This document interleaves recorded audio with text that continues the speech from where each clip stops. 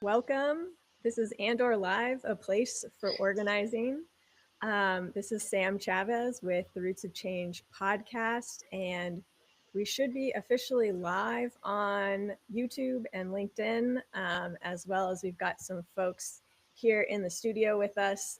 So, very excited to talk to Anthony and Natalie from Get Free about Star Wars and Andor and how we can learn from stories about what we need in this moment and how we can organize. So I'm really excited to geek out with you both.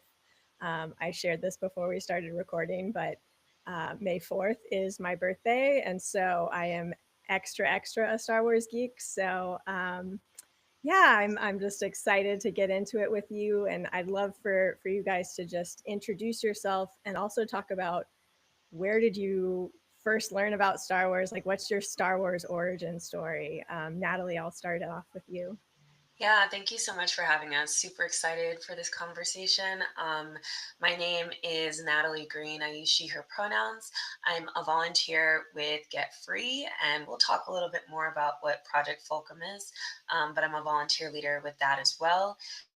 And I've been a Star Wars fan for honestly as long as I can remember, in part because my mom is a huge Star Wars fan. So she grew up in the 70s. She remembers going to all the premieres where she grew up in the Virgin Islands, and she came to the mainland US for college. She had me in her early 20s, and like so many people in their early 20s, she was obsessed with Star Wars. And so I got that directly from her. I remember seeing all the prequels in theaters, crying over Hayden Christensen specifically. Anakin, Hayden Christensen, in my mind, it was the same person. I think so. It really started really young. And then, like a lot of people, as I got into my organizing work and progressive organizing work, I started seeing the overlaps in the stories that I've been, watching and reading for so long. And then, so this project really came together really well. So, yeah, that's my background. Cool. Yeah, hi everybody. I'm Anthony, he, him. I am the communications director at Get Free and a proud team member at Project Fulcrum. For me, I've been in, I guess, the Star Wars universe from this galaxy for, yeah, as long as I can remember. Some of the earliest memories I have are playing the Knights of the Old Republic 1 and 2 with my younger brother. It's still something that comes up frequently in conversation between us, and Star Wars is still an important part of our relationship. And for those listeners or viewers who were KOTOR fans, you know that those stories were deeply a part of what worldview or galaxy view should uh, should be the one that we live by. Is it one where we have real freedom and equality, or is it one of supremacy and domination and repression? And so that really sparked in me, as I was having my organizing journey, a desire to stand up for what was right and to join together with other people who wanted to both have fun and who wanted to shake stuff up and make real positive change happen. Cool. Yeah, I love that. Yeah, it's really interesting just the different generations of Star Wars fans because, George Lucas started the Star Wars story because of the Vietnam War. And a lot of that is the commentary on US war machine and how we influence other parts of the world. And I also think then, like as a '90s '80s baby, growing up with the prequels and a lot of that being a little bit more around like the Bush era war and really talking a lot about the diplomatic relations and things like that. And now moving into Andor, what I find most fascinating about the Andor season 1 and 2, and then getting into Rogue One, is the timeline and where it sits within Star Wars. Because it's right before the original movies, the ones that came out in the 70s. And so it's in this really interesting moment in the Star Wars lore where the Empire hasn't fully gained control. The Death Star is not a thing, they're not blowing up planets, but their influence is gaining steam. And it's, we're very much in a very similar moment right now where we're seeing the empire and those forces gaining steam. And we're also seeing, a larger kind of within the political leadership, like a lack um, of action. And so I'm just curious, like, I'd love for you guys to intro Project Fulcrum and what that means for Get Free, and what you're trying to get out of that. I'll let Anthony go and then I'll add to that. Yeah, I think it's a really interesting parallel, the different generations of Star Wars. And yeah, it's really hard to watch at times, Andor, because of how potent and how timely and how similar a lot of what's happening in the show, the parallels between the Galactic Empire and the white supremacist faction and MAGA regime that we now face in the US and have faced off against throughout our own history in the US. They both use laws, lies, and violence to justify mass exploitation, segregation, and repression. And at the same time, we see in these stories heroes like Andor, like Mon. I'm excited we're going to be talking about Mon. I'm a fangirl of Mon. Bix, and so many others who in many ways are representations of our ancestors and of so many of us who are coming together and fighting for in our movements for a better future and fighting off against this faction and regime. And so it, yeah, as much as I enjoy it, it is something that I also felt compelled to organize around, because for all of the fans that are watching this, whether they were in Star Wars or not, or whether they're organized or not, this is a moment and a time where we need to take a stand and fight. And so we made this Project Fulcrum out of Get Free to give a space for fans, especially young fans and fans of color, to come together and to take action every week.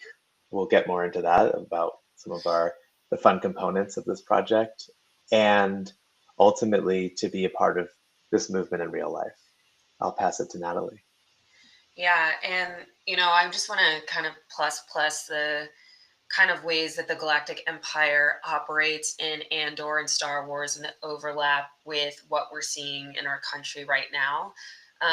Before we started talking, I was kind of like taking some notes of all the different overlaps, whether it's, and this is not, any spoilers, but like whether it's like their spread of propaganda, whether it's how the ISB kind of has its hands in all the cookie jars throughout the empire and is kind of trying to create trouble everywhere it goes, and kind of is operating as like a shadow government in a lot of ways.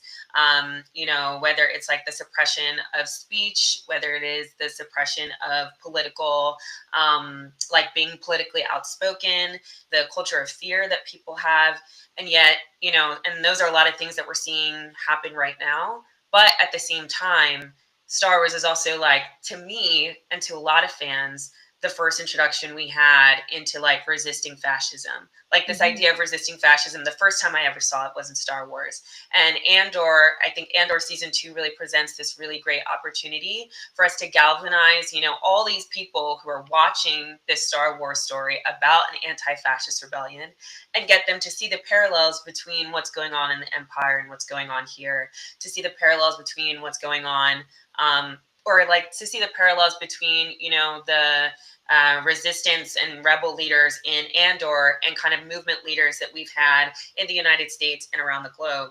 And so I think that there's a really like great opportunity here to really like galvanize folks who are, watching Andor seasons 1 and 2 and really like intervene on the MAGA regime's attempts to, divide us and to actually organize for real equality and freedom. Because the parallels are, I mean, there's 1,000.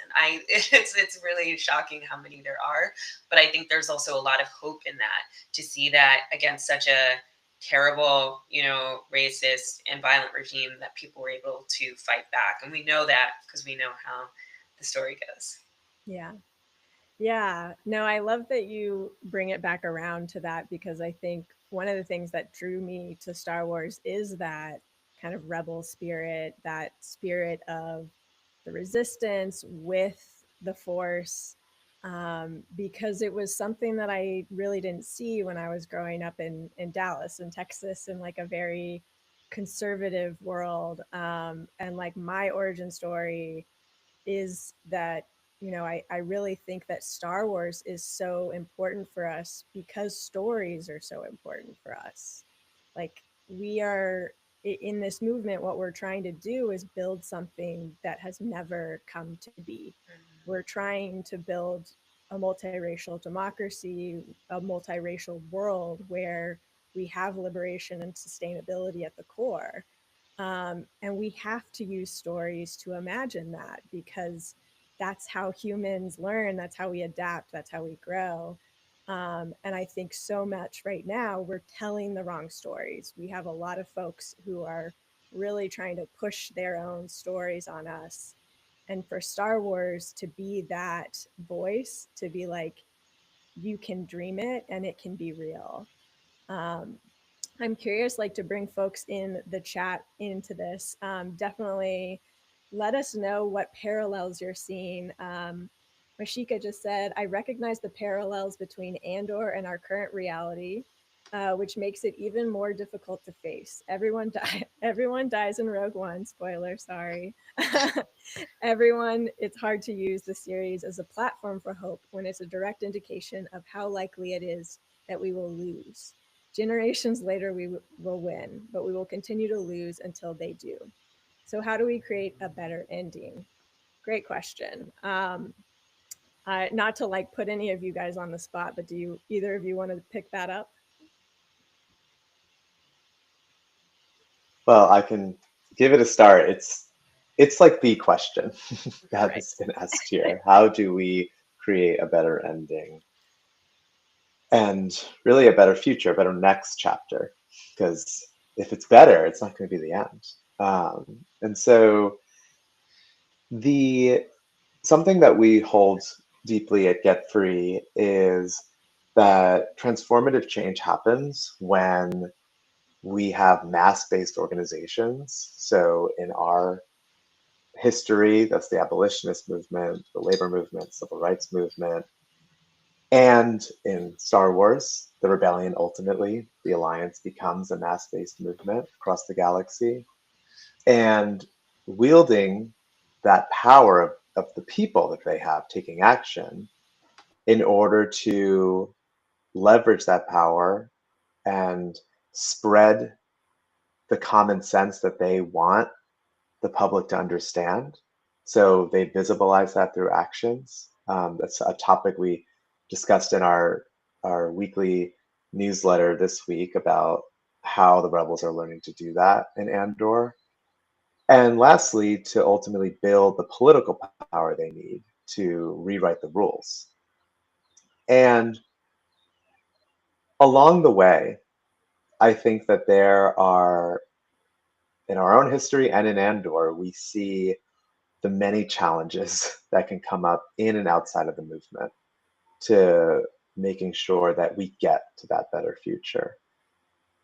I'll say three things that we talked about, and there are three core beliefs that we hold as Get Free that we took away from movements today and in our past that really guide us in how we build power, but how we can bring all of us along to that better future. One of them is, in addition, well, we have one that's we build power, so I'm not going to go through that one. But one of them is that leadership is a responsibility. that we need to not only respect those who are willing to take leadership, but understand that it takes bravery and that we need to support, nurture, and develop leaders and more leaders to want to be a part of driving this movement forward instead of having people be seen as disposable, as some uh, rebels may see their others, their comrades as in the show. Another is hope as discipline, joy as praxis. Celebrate every win. Celebration is part of strategy to sustain us. Uh, Finding joy is something I think is going to be important for some of our characters in Andor. And we need to, as Leia says, believe in hope just like the sun. Like, if we don't believe in it when we don't see it, then we'll never make it through the night. And so, those are some of the principles and core beliefs that really do guide us. And there are several others we can hit on, but I want to pass it over to Natalie to jump on this question. Yeah, I think it's a good question and something we've been thinking about a lot too. And, one thing I've thought a lot about, I know we're going to talk about Mon Mothma, but I think that's like a great example of someone who didn't die. Well, hopefully people have seen the original films and know that. But someone who didn't die and has been a leader in, the Senate, has been a leader in the Rebel Alliance, and then became a leader of the New Republic. And I think kind of offers an example of what leadership can look like under an authoritarian regime. And in addition to characters like her, I also think about, in Andor and throughout Star Wars, throughout the universe, how there's a lot of characters that we don't see on screen. There are just so many billions of living organisms in the Star Wars universe that contribute to the Rebel Alliance who aren't necessarily the ones who we see as, like the military or warrior figures that we see on screen. There are, the folks who are likely putting out information, like putting out positive and inspiring information through media, through music, through books, through news. There's also people who are creating art. There's people who are supporting activists. There are people who are supporting people who are in the Rebel Alliance. There are people who are working in the Senate or in the Empire. There's all these different people that are operating throughout the Rebel Alliance. And I think that's also kind of where my mind goes, is that we don't necessarily have to compare ourselves to Andor. There are literally millions of other characters who are contributing to even make characters like Andor possible. And so I think that can also be a helpful way to look at Star Wars, is to think of, those people who are leading on the political side, the legal side, the communication side, the people who are doing, nonviolent direct action. Like, there's ways that we can contribute that don't have to be this full, sacrifice that we see in films and TV. And so I would always recommend keeping that in mind, because I think that makes the hope even more possible when you know that everyone has a role to play. Yeah, I love that. Thank you so much. I always talk about like what is your superpower in the movement, and I think so many folks really wrestle with that question simply because we live in capitalism, and capitalism does a very good job of continuing to tell us that we're not as brilliant as we all individually are. And so I think that is another piece that we can learn from Star Wars, is like, what is your superpower? What is the thing that the Empire doesn't see about you that's actually amazing? And I'm really glad you brought in Mon, because I wanted to talk about her. And I am also a Mon stan. I love her so much. I think, like, so for folks, just to level set around the story of Andor. So Mon Mothma is a senator when we start season 1 in Andor, and she is essentially, well, I'm not gonna say anything about that, but she is also related to Vel Sartha, which I feel like I'm like a Vel, and so I like get a lot around that whole family dynamic, and like what is your role again in the movement, and especially where you are within the empire. So with that, I want to share a clip from Mon. So hopefully this works. We're gonna. People say about me, it's a clear picture, isn't it? I'm a polite, sometimes indecisive senator who spends the days fighting and failing to protect separatist do-gooders, battle empire overreach, and irritation, as you so harshly put it. I've made you angry. No, set me free. I've been wondering all day how I could be sure of confiding in you. I don't know what we're talking about. It's a lie. The Mon Mothma people think they know. It's a lie. It's a projection. It's a front. Smile. So I love that whole scene is just brilliant. Like you're surrounded by the empire, by the enemies, and she is moving through, and she knows like kind of what her role is. So Anthony, you want to tee up Mon?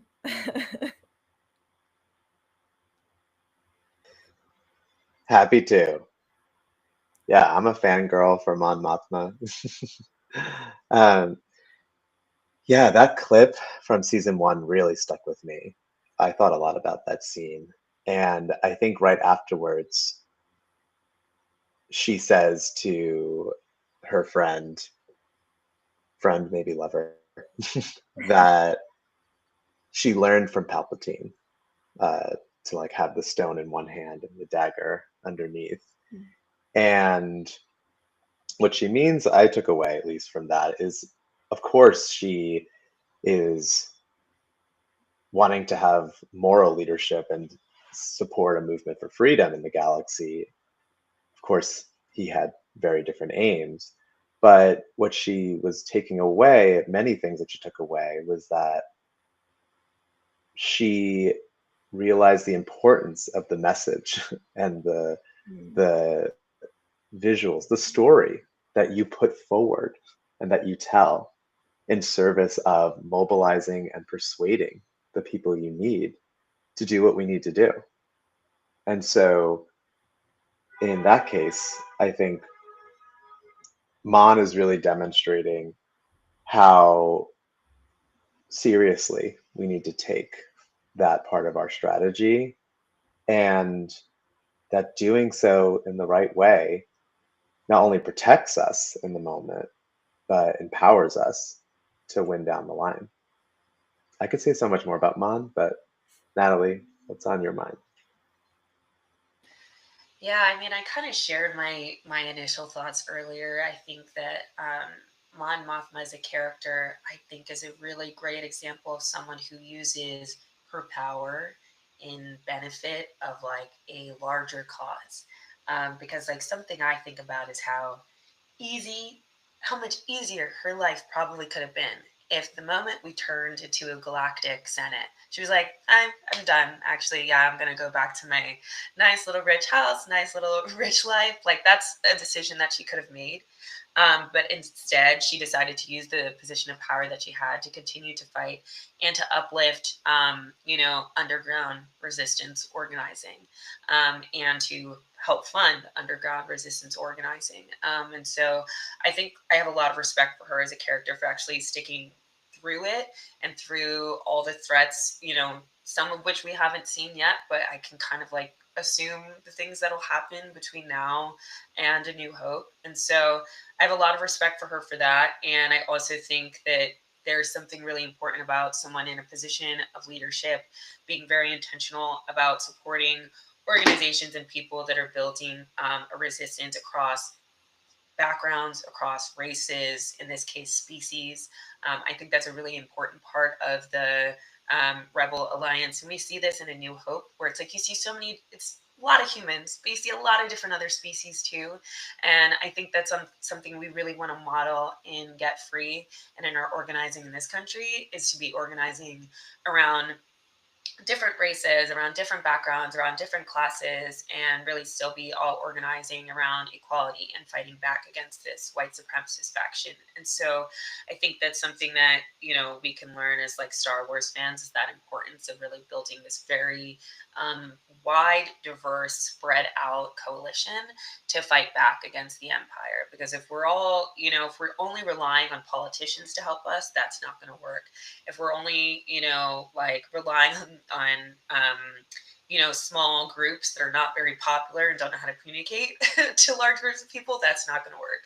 And so I think she really exemplifies some of the different strategies that our movements need in order to really flourish and to grow. Mm-hmm. Yeah, absolutely. I think a lot about like AOC a little bit, and I feel like Mon is a little bit more like a Susan Collins, really, if we like got down to it. But I feel like it's like we're trying to work within and outside of the systems. Like, how do we create a liberatory world of the future that we want by working within the systems and working without the systems. And I think AOC is someone who does try to work within the systems, and a lot of folks have a lot of opinions around that, if that's the right solution or not. And, who's to really say? But I think what you're sharing is like our strategy just has to be that we're all moving forward, we're all moving in the right direction, and what is your like positionality within this movement, particularly like around the financing piece too. Like I am a very light skinned person. I'm half white and half New Mexican, indigenous, Latino, and so I get a lot where I'm in a lot of less melanated worlds, and those folks, like there's a lot of questions in those wider worlds of like, how are we organizing? Are the kids all right? Like, what are we doing? And I think the answer for those folks is like, fund the things that are already on the ground, that are already doing this work, like Get Free, because the kids are all right. We are moving, and this is a multiracial democracy. We just have to see how we can move together and what our ultimate goal is, which is for us all to live a liberatory world and life. Yeah. And something else I think that you both hit on and that is really at the core of this season and overlapping with Mon's arc is the principles of trust and solidarity of these rebels, Mon included, learning to trust our fellows, our comrades. Uh, what happens when a movement or the culprits, whether the empire or rebellion, what happens when they are full of distrust? And I think as Natalie was lifting up, and what you were just closing with, Sam, around solidarity, Mon realized, like, for the sake of actually her people, even though they are higher up in the hierarchy in the core worlds compared to everyone else, that ultimately their freedom and liberation was bound and connected with freedom and liberation for all the other beings of the galaxy. I feel like we're going to have more on that theme as we go into her full transformation from senator to public leader of the Rebel Alliance.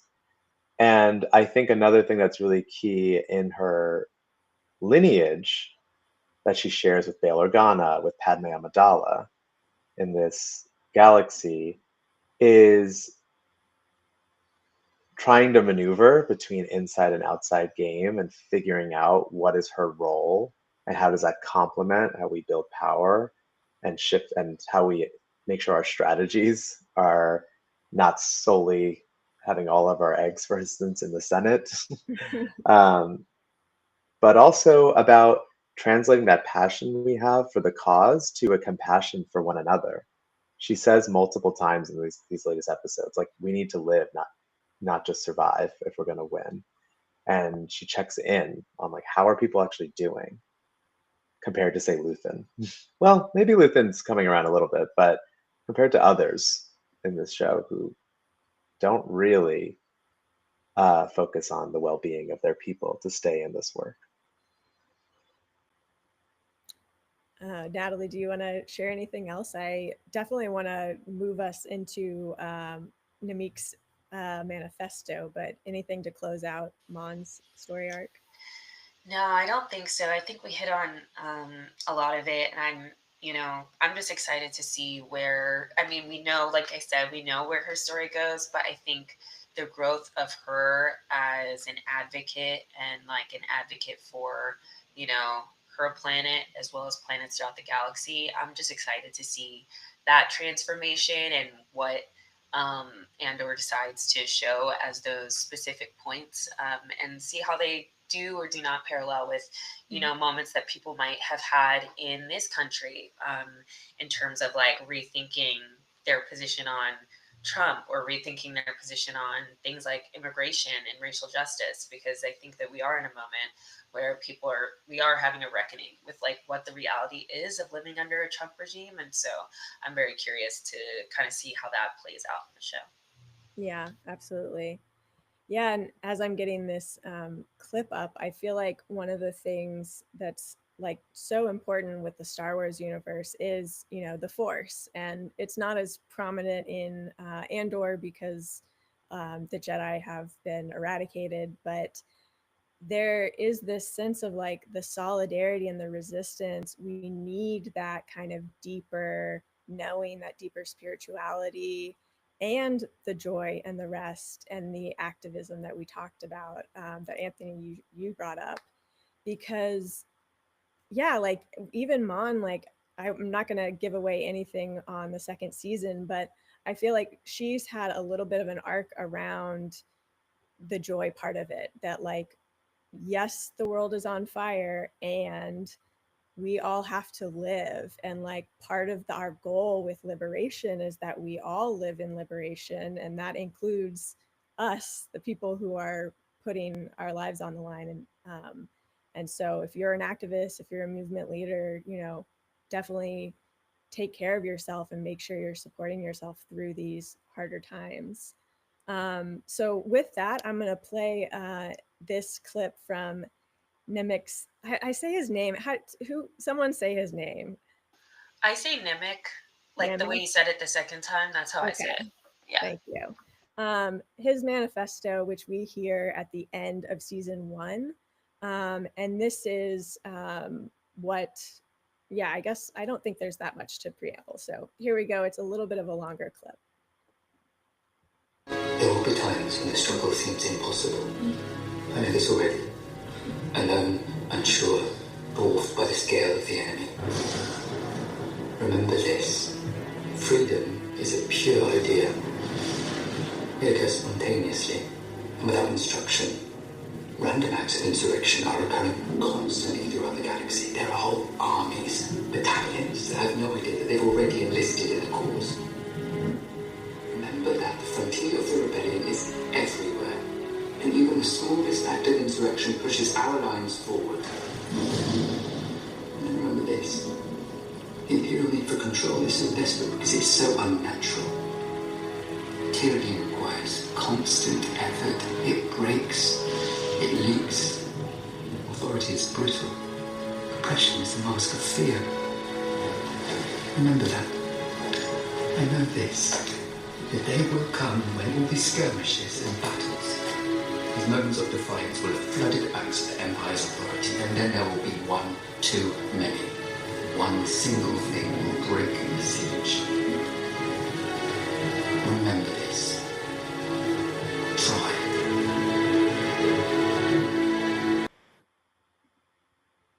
So yeah, I feel like that's a bit of a answering Mashika's question earlier of like, how do we do it? We just keep going. Every inch counts.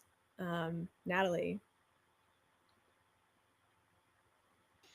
Yeah, I mean, I think it's like extremely powerful and it kind of gives you chills. And, I have been a volunteer with Get Free for a bit, but when Anthony approached me about this idea, just to give folks some background on Project Fulcrum, um, there was just this idea that like this would be a really great opportunity to bring together Star Wars and Andor fans, especially people who are young, people of color, Black, um, brown, indigenous, people of color, to come together and to really like make the connection between the themes that we were seeing in Andor and these stories that we're seeing in Andor and these moments of inspiration, like what you just shared of Nemec's manifesto, and to really connect that to like the real life fights for equality that we were having in this country, that we are having in this country, as well as the movements for equality against this white supremacist faction. And so the idea of like Nemec's weekly manifesto was essentially to be able to make those connections for Andor and Star Wars fans every time these new batches of episodes were coming out,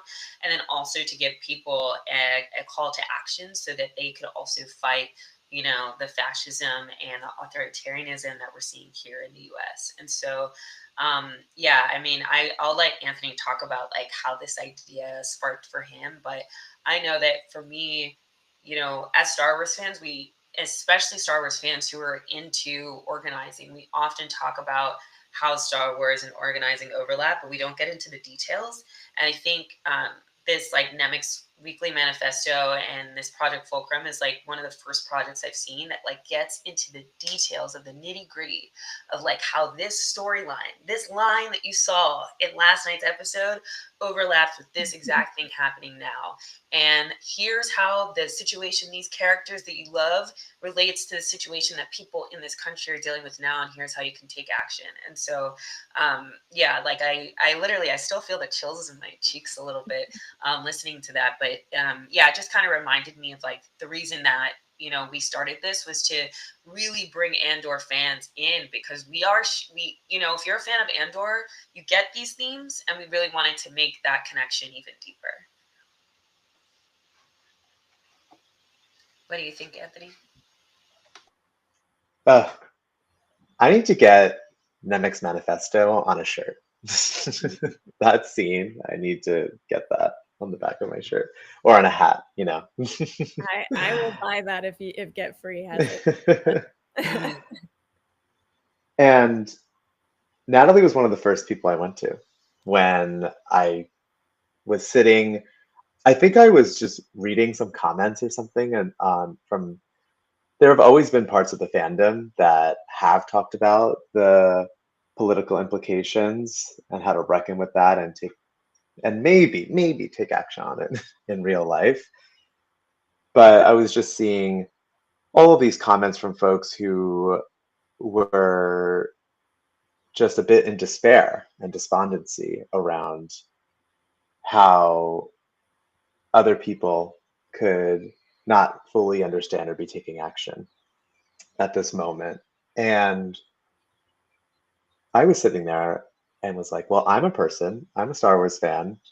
We are organizing people as Get Free for freedom in this time. And what if we experimented with putting all those things together? And so Natalie and I and several other folks in this team, including some really incredible folks who've been creators in the Star Wars community and also have experimented with fandom organizing, have come together to put out every week a Nemec weekly manifesto that includes both an analysis and calls to action for how people can do something right now based on the values and themes that we're discussing. The additional thing is we have a Discord as part of Project Fulcrum where fans, and we have really lively discussions in there from fans across the country and the world who are sharing and building community together and diving even deeper than what we can get to in the 24 hours of going back and forth and assessing all the different scenes of an episode. And for those who don't know, fulcrum in the Star Wars universe means like you are pretty much a catalyst and agent of the rebellion who is tasked with creating important interventions. And so for for us, that's why we took on that name for this project. So our invitation to everyone, if you're watching Andor, if you want to get involved in something, if you've already been in this fandom and have always wanted to do something in real life with fellow Star Wars people, become a fulcrum, join us. Yes. And that's, that's why I love having you guys on, is that you're talking about action. It's about taking the stuff that we love in culture and alchemizing. I've been using that term a lot, like alchemizing what has come before to create something better and transformative. And I think that is so key for right now, where, we're talking about stories. A story is also the ones that we tell ourselves, of like, feeling like things are hopeless or feeling like we can't create change. That's also a story. And so why not tell the fun stories, the stories about Star Wars and rebellion and tapping into the force and building solidarity through these networks? Like, that sounds fun, that sounds exciting, that's a story that I want to get a part of and I want to take action on. And I think there's so many folks that really want to take action. They just don't know where to start. So, yeah, just grateful for Get Free and for all the work that you guys do. I know we have to wrap up because we're almost at time. So, is there anything else you guys wanted to share around Project Fulcrum? Otherwise, like, would love to hear just any closing thoughts about Star Wars, Andor, and then like moving in this moment.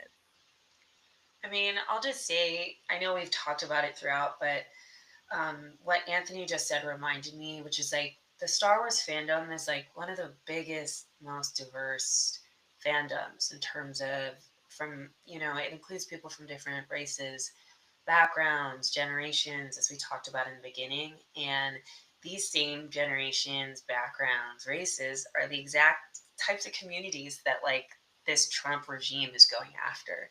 And so I think this is really a time for anyone who considers themselves a Star Wars fan, even if you're like brand new to Andor and you're just like on season one.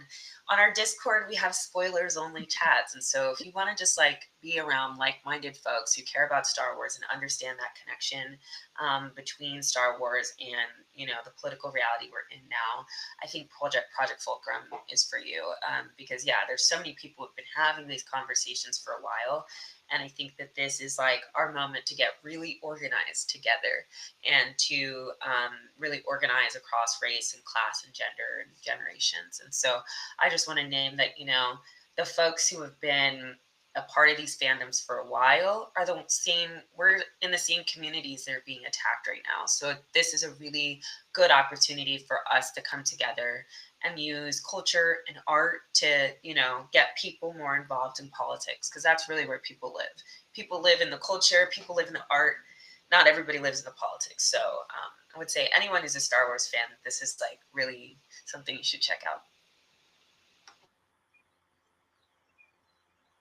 And for folks who are newer to learning about Get Free, we are a Gen Z and millennial led movement to repair past harms, remove ongoing barriers to equality, and realize a future where freedom is for all. So, Project Fulcrum is one of the campaigns we're doing as part of this larger effort to fight the MAGA regime's attempt to whitewash our country and bring us back and drag us back to the darkest times in our history. And we have campaigns outside of this fandom that we're connecting all of our fulcrums with, around how we're pushing for and won a reparations commission in New York, how we're going to be organizing on our campuses and our communities to demand that our university leaders and other local leaders refuse to comply with this MAGA regime's agenda and attacks. All of this are opportunities for you watching or listening to join and be a part of. So join us, join the fight, And yeah, Star Wars has been core to bringing people like Natalie and me together, and it's something that I hope will bring so many more leaders into the movement. Yeah. And if you guys want to take that action, we list all of Get Free's actions in our weekly digest. So I know right now we're listing the one for graduates to take a stand during graduation. So definitely look for that at rootschangemedia.com. We're also blowing out a resource hub. So we now have an onboarding hub for Heart First activism. So if you want to use the force and build the resistance and have a little bit of that mutual aid, community care aspect in your organizing, definitely check out those resources. And yeah, thank you guys so much for joining. If you are on the live, we appreciate it so much. If you were able to join in studio, thank you so much. We're planning on doing a lot more of these, like both Anthony and Natalie said, like stories, culture, we can tap in and we can build our power and fight back against these forces, and not just in a against these forces, but in a positive vision for the future. So definitely check out the Roots of Change podcast where you find it, and we will be back for another time. So thank you so much, Natalie. Thank you, Anthony, and everyone listening. Thank you all. Thanks.